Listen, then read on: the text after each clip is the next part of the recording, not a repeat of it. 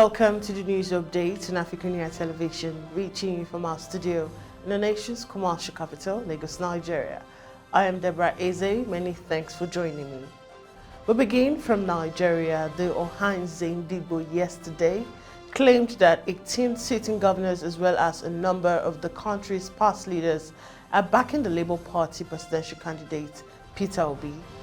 In a statement in Abakaliki, which was made available to the press, the Secretary General of the APES Igbo Socio-Cultural Organization, Okechukwu, disclosed that the governors across the political platforms are throwing their support behind the candidature of Obi, adding that the All Progressives Congress and the People's Democratic Party, as well as other political parties, are already afraid of the development. Ohanaeze, while commending the courage and determination of Nigerians who are trooping out in different parts of the country in support of Obi, urged that the momentum be sustained, noting that this is a movement to take back Nigeria from the days of low-cost, greedy and selfish politicians. According to Okechukwu, obedience rally held across the country have placed the PDP candidates Atiku Abubakar and others at the crossroad by the soaring popularity of the Labour Party's presidential candidate, especially after the Obedience Independence Day rallies across the country, which cut across the ethnic and religious lines. Now moving on, the Independent National Electoral Commission has released the final list of candidates that will contest the governorship and houses of assembly election in 28 states of the Federation in the 2023 election. In a statement signed on Wednesday by the National Commissioner and Chairman Information and Voters Education Committee, Festus Okoye, the list contained 18 political parties that fielded 837 candidates and their running mates for the 28 governorship elections. Also, the statement indicated that 10,231 candidates would vie for 993 seats in the state assembly elections. The list also included the names of the running mates to the governorship candidates from the 18 political parties billed to participate in the poll.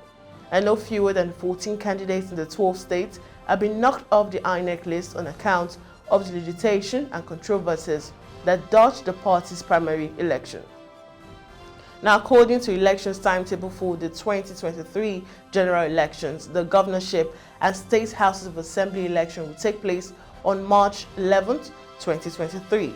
But the poll will not be held in Anambra, Bayelsa, Edo, Ekiti, Imo, Kogi, Ondo, and Osun states, which are no longer part of the general elections circle. Those cleared for the governorship race include Lagos State Governor Babajide Sanwo-Olu, Seyi Makinde of Oyo State, Ogun State Governor Dapo Abiodun, Ovie Omoagege of Delta State, and 833 others. Still in Nigeria, the federal government has secured release of the 23 remaining captives of Kaduna train attack. Secretary of the Chief of Defense Staff Action Committee, Professor Usman Yusuf, who made a disclosure yesterday in a statement, said, "I am pleased to announce to the nation and the world that at 16 hours, it is 4 p.m. yesterday, 5/10/2022, the 7-man presidential committee assembled by the Chief of Defense Staff, General L.E.O. Irabo, secured the release and took custody of all the kidnapped victims of the ill-fated train." The document reads, "The nation owes a debt of gratitude to the Nigerian military under the leadership of the CDS, who conceived and guided the operation from start to finish. All sister security agencies and the Federal Ministry of Transportation contributed immensely to this operation. The unwavering support of the President and Commander-in-Chief of the Nigerian Armed Forces, Muhammad Buhari, is what made it possible." The victims were kidnapped by Boko Haram terrorists during an attack on a moving passenger train in Kaduna on March 28, 2022.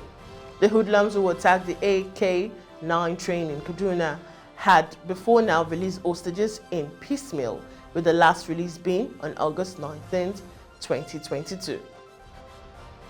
Now, away from Nigeria, the death of dozens of young children in Gambia from acute kidney injuries may be linked to contaminated cough and cold syrup made from an Indian drug manufacturer, the World Health Organization said yesterday.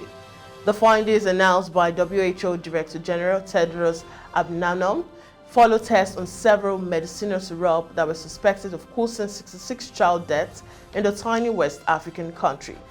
Tedros told reporters that the UN agency was conducting an investigation with Indian regulator and the company that made the syrup, New Delhi-based Maiden Pharmaceutical Limited, and a Maiden Pharma declined to comment while calls and messages to the Drug Controller General of India went unanswered. India's health ministry did not respond to a request for comments, and the WHO issued a medical product alert on Wednesday asking regulators to remove Maiden Pharma goods from the market. The products may have been distributed elsewhere through informal markets, but had so far been identified only in Gambia, the WHO said in its alert. Meanwhile, a roadside bomb killed 3 United Nations peacekeepers from Bangladesh and injured several others in northwest Central African Republic on Monday, the UN said. The attack occurred near the village of Kaita, close to the border with Cameroon, in an area rife with military activity. The battalion was carrying out a patrol when one of its vehicles hit an explosive device. The peacekeeping mission, MONUSCO said in a tweet late yesterday. Now, no military was directly blamed for the attack, although MONUSCO head Valentin Rugwabiza condemned the use of explosive device by armed groups. MONUSCO said it has launched an investigation into the explosion.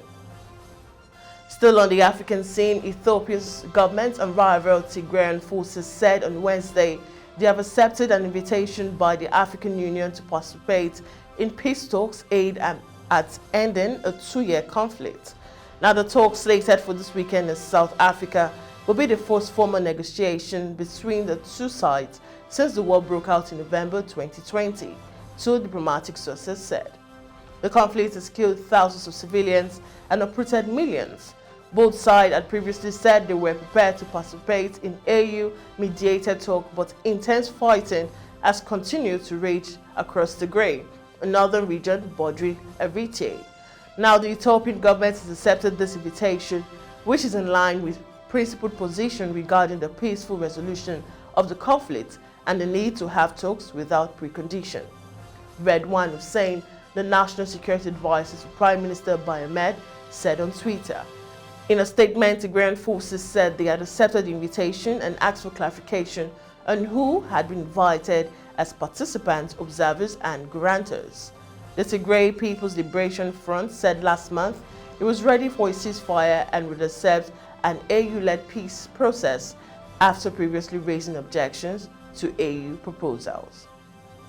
We go on a short break now, and when we come back, it's headlines making the rounds on the foreign scene. Just stay with me.